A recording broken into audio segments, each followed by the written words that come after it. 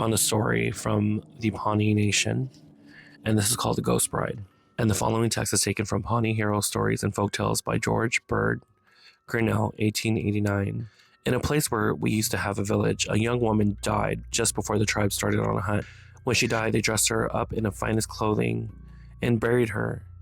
And soon after this, the tribe started on the hunt. A party of young men had gone off to visit another tribe, and they did not get back until this girl had died. And the tribe had left the village, and most of this party didn't go back to the village, but met the tribe and went with them on the hunt. And among the young men who had been away was one who had loved this girl who had died. He went back alone to the village. It was empty and silent, but before he reached it, he could see far off someone sitting on the top of a lodge. When he came near, he saw that it was a girl that he loved. He did not know that she had died, and wondered to see her there alone.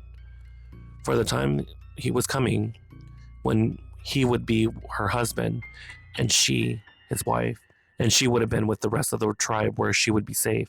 When she saw him coming, she came down from the top of the lodge and went inside. When he came closer to her, he spoke and said, "Why are you here alone in the village?" She answered him, "They gone off on the hunt.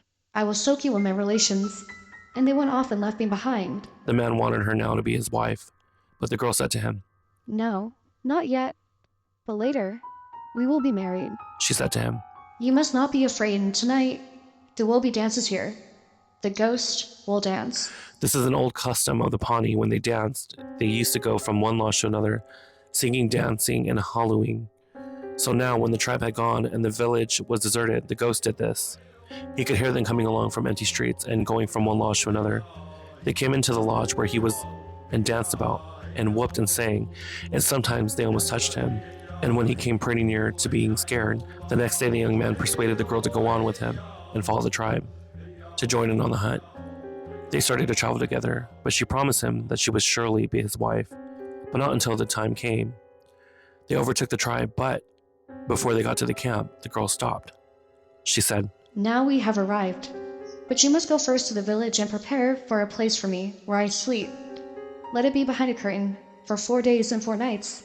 I must remain behind this curtain. Do not speak of me. Do not mention my name to anyone." The young man left her there and went into camp.